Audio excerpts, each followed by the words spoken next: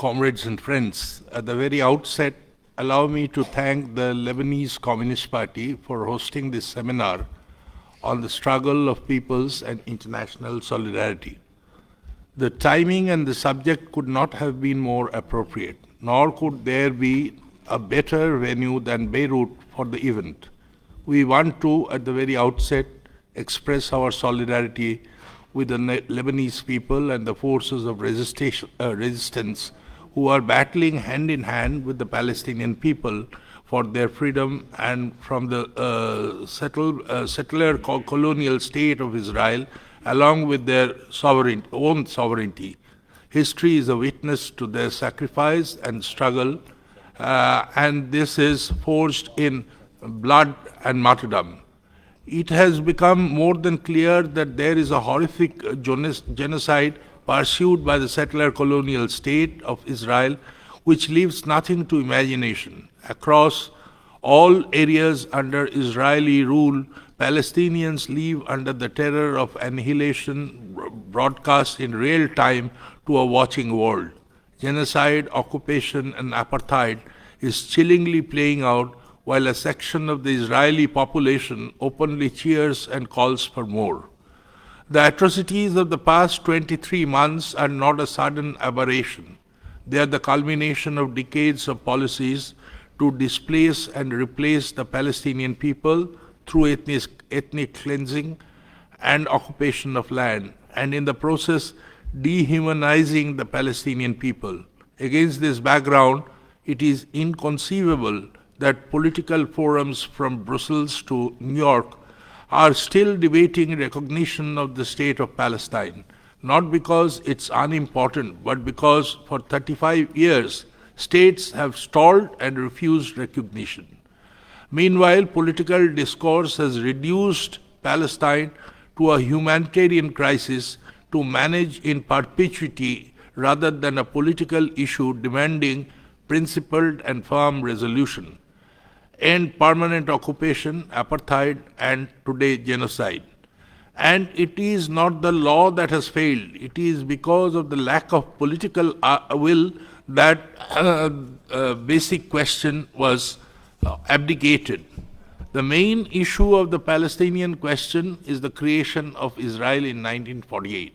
This was part of a bigger imperialist project led by Britain and other Western powers. In the process, Palestinians were left out and pushed aside. They were not given the chance to decide their own future. In the last almost 8 decades, the worst fears about Israel have come to life with ethnic cleansing and occupation and annexation of territories.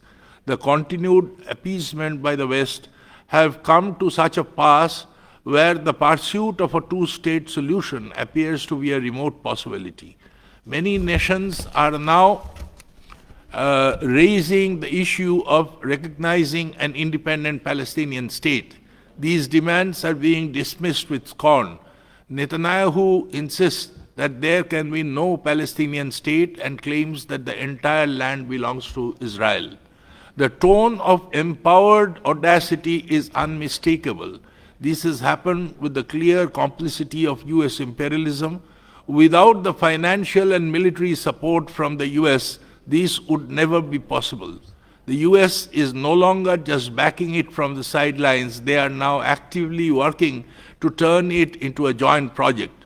The repeated vetoes blocking UN Security Council resolutions to stop transgressions have led to this gigantic intransigence.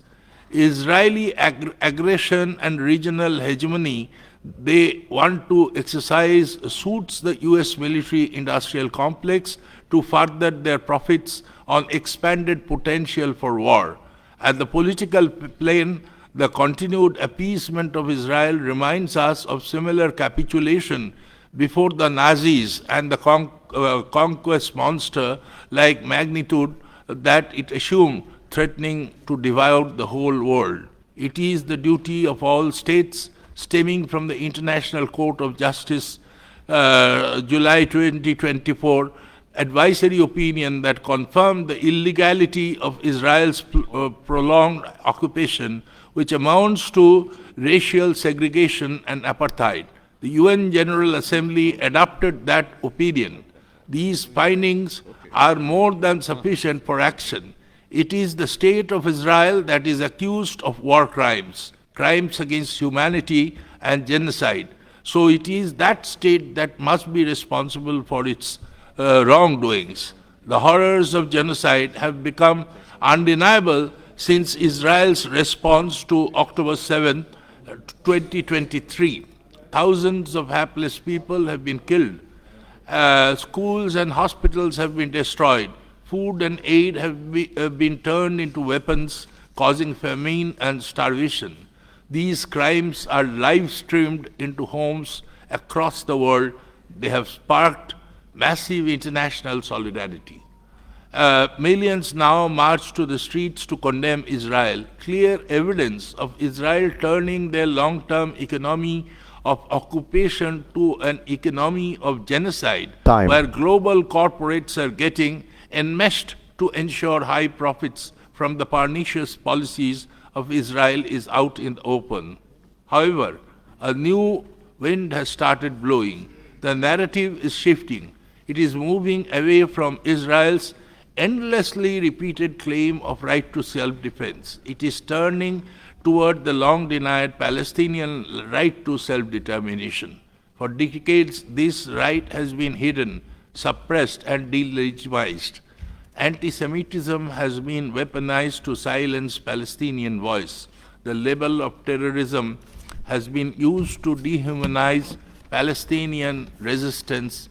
Now the streets are speaking. Protests are pressurizing governments worldwide by threatening electoral consequences. At the same time, Israel's attacks on Syria, Lebanon, Iran, Yemen, and now Qatar show its disregard for international law and the UN Charter.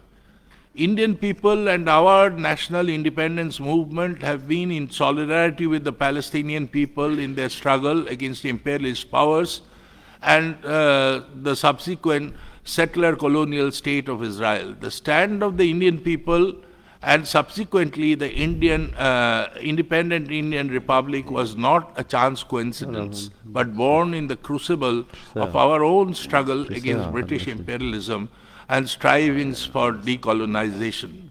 Therefore, India was one of the last nations to diplomatically recognize Israel. Time, Comrade. Just 1 minute. But now we have a completely different landscape. The present ultra-wing government has a distinctly pro-US orientation. It has developed close military, security, and economic ties with Israel. Only very recently, stung by Trump's tariff terrorism, Indian government is making some noise, although haltingly.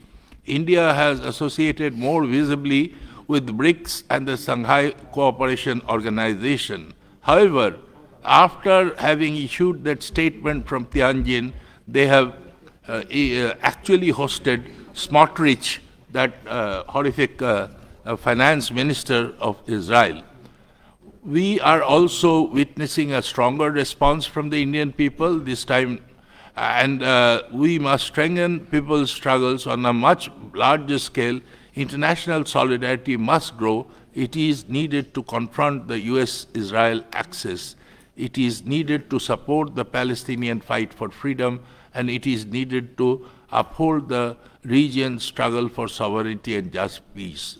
Finally, I thank the Lebanese Communist Party for organizing this event. Thank you, Comrade.